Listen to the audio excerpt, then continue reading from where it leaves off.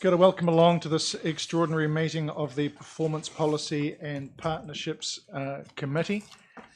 Welcome those joining us online and via Zoom. We have an apology from Councillor Kett, and on Zoom, Councillor Abbott, Councillor Carter, and we did have Mrs. Coop, but she's obviously popped off to catch her flight. That's fine. Councillor Clark. I've done it again. Sorry, Nobby. Councillor Clark. It starts with a C. My sincere apologies. Yep.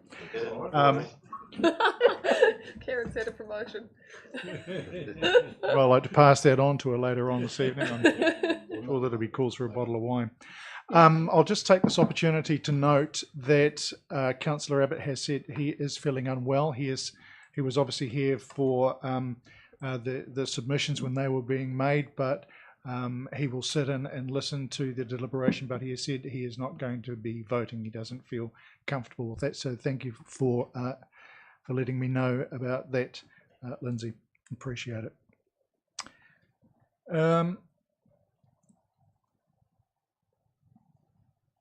Oh, well, I haven't put that motion. So we've got the apologies and Zoom attendees. I'll move. Seconded.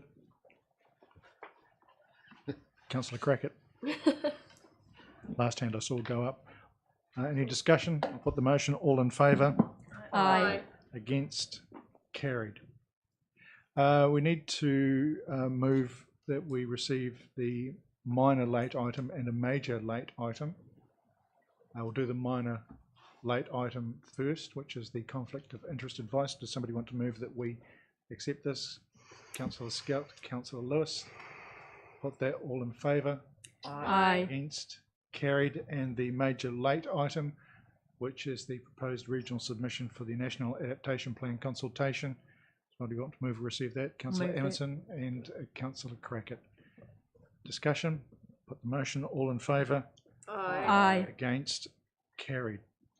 So we'll get to the minor late item for a start, which is the conflict of interest advice.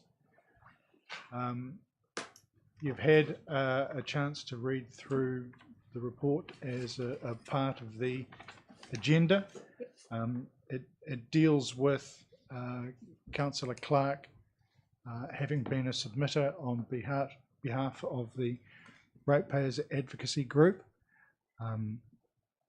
There is no clear authority for me as chair to rule in any direction, and I don't believe that I have a right to say that Councillor Clark cannot participate in discussions. There are some pretty clear guidelines, and I guess by way of setting a context and summarising some of what is in the report, there are two things around conflicts: an actual conflict of interest, and in our case, it is seldom a pecuniary conflict, and in this instance, it's not a pecuniary conflict, or the perception of a conflict of interest, which is a higher threshold, but it's also a subjective one, and one that we've had tested before in previous meetings at previous councils, or this council previously to this term, and it's around the ability of an elected member to maintain an open mind. So, Councillor Clark, can I ask for you some clarification on the way you plan on proceeding through the discussions? Thank you, Chair. A couple of things. The issue of perception is around the community's ability to know that you've had an open mind and listened to the submission and haven't come with a predetermined position. The issue of predetermination can be could be lobbied at many members who, prior to listening to submissions, can make decisions about what our rate increase should or should not be. I've kept an open mind. I've only advocated, or our group has only advocated for the 4% that was in the long-term plan. We openly acknowledge the information put forward by the staff, which is that they need another 3.15%, and we don't have any opposition to that. That's the need of the organisation. So we're quite open about that. And I'm still open, and you'll be aware I've written a document to all my colleagues about what levers we use to bridge the gap between the 4% and the 7.15%. And I've got quite an open mind on that because there are many levers available to us. So I don't come with any predetermination. And so I think when you consider the risk to council of somebody saying he had a predetermined position, I don't think anybody will be off to the High Court on that issue if they consider that I'm actually asking for the rates to be lower than what the recommendations are in the report. Thank you, Councillor. For those who are playing catch up, we are on tab 9, which is the conflict advice. Councillor Crackett. Thank you, Councillor Ludlow.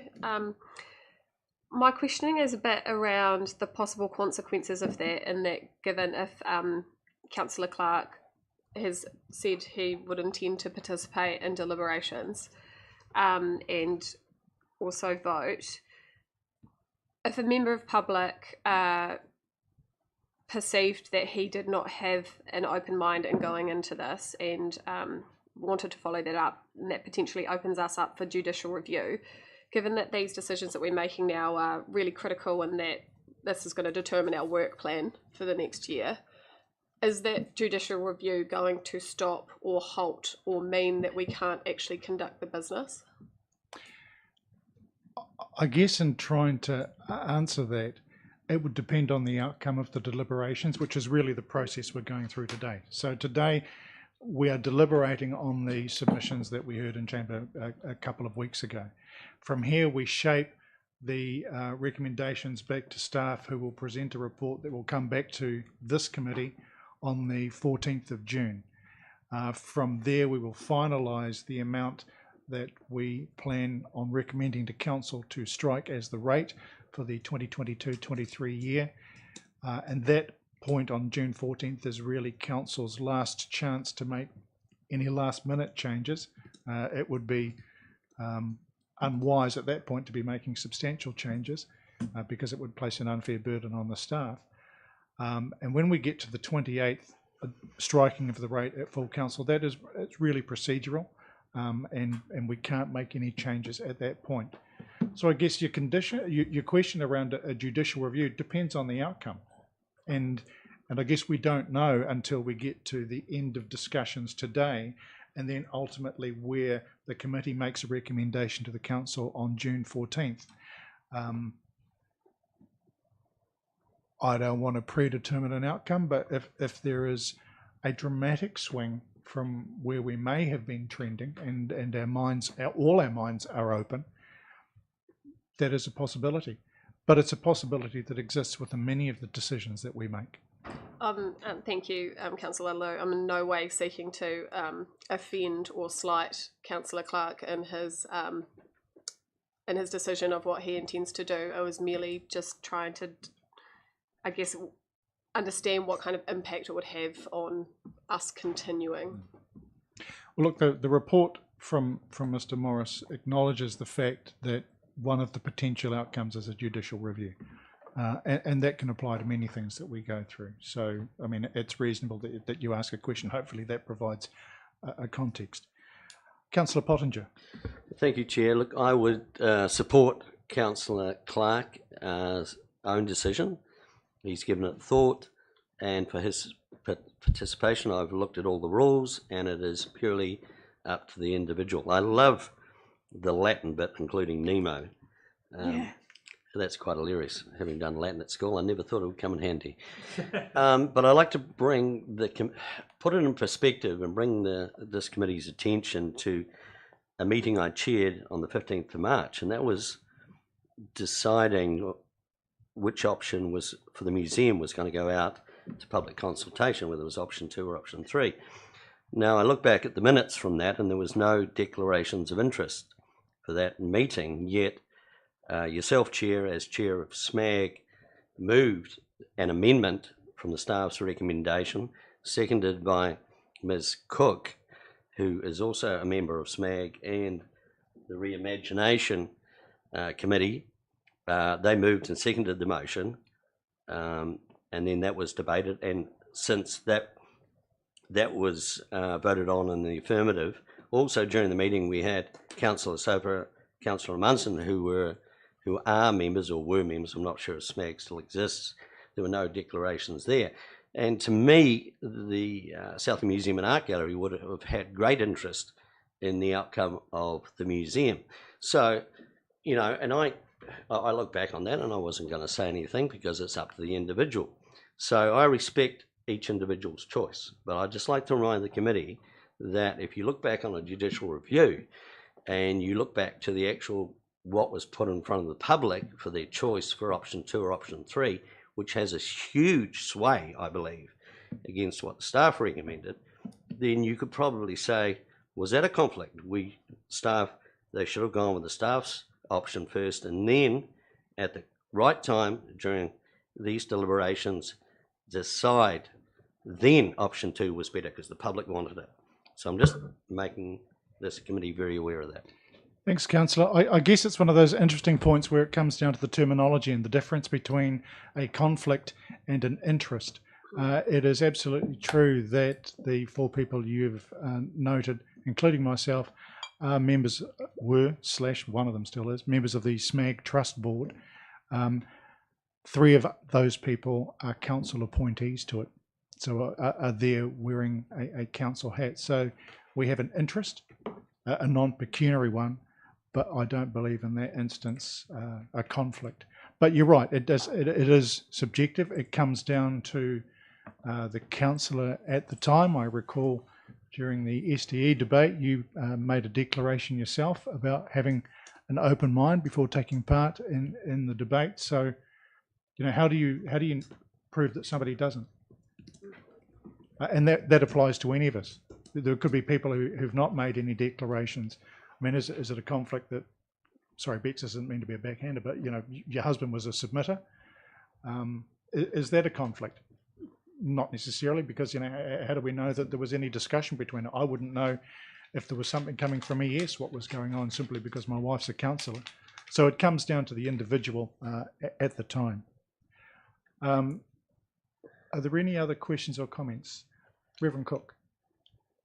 So I want to comment because I stood aside from voting on the stormwater application because an organisation of which I am the chair was a submitter. We had no pecuniary gain to be made from that, but because the perception and slightly following on from what happened about the 15th of March meeting as well, at which it was drawn to my attention that there was a perception that I was appointed by council to, well, there was something about how I got onto the Imagining group. As it turned out, that wasn't quite correct either, but that's not the point. The perception is what the issue is, and whilst we all at times wear more than one hat when we're sitting at this table, it's to be really mindful how it can be seen by other people. I'm a little bit uncomfortable with a councillor submitting in person again to this and then deliberating. I think that's slightly different than an organisation where they submit and you're not seen as part of the organisation necessarily, you're not the front of the organisation, but that's my personal thing and I have to work my way through that. But in terms of how this perception of conflict and how we're seen by the public, I think we do have to be mindful, and it does slightly alarm me, the position that we find ourselves in at the moment. But I will go with how the majority goes because I think that is democratic. Thanks. I'm not sure it's a majority decision because the only decision in front of us is really to receive the report, which I'll do in a moment, and then call a brief adjournment whilst we deal with the technical issue. But Councillor Clark has made his declaration, and I respect his right as an individual to do that. So I will move. Just a point of order, Yes, sorry, Chair. Chair, just that to make it quite clear to all committee that section 20.8 of standing orders says that neither the chair nor the committee can rule on a non-financial conflict of interest. Correct. Councillor Clark, sorry, you had your hand up. Yeah, thank you, Chair. Just to help the unease that some of my colleagues have, there are two meetings here, and you quite rightly said that today's meeting is an information sharing meeting. And I think as an elected member, I have a right to put forward and to ask questions of staff who present. The decision making on this is actually not till the 14th of June. So the reports today all say the recommendations are all receive the report and then note all the way down. So they're not recommending one thing or the other. They're just giving us background information that will lead us to some further deliberations and onto some decision making on the 14th of June. And I felt that a majority of my colleagues were uncomfortable about the 14th of June, then I would consider whether I participated at that stage, I guess.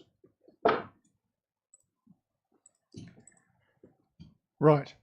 Councillors, I think that brings that matter to a conclusion. The recommendation is that the committee receives the report, and I think we need to make note of it. So I'll move if there's a seconder. I'll second that. Councillor Soper. Put the motion. All in favour? Aye. Against? Carried. I'm now going to call a brief adjournment whilst we deal with some technical issues with the live stream, and then we will resume with the agenda. It'll take 5 minutes.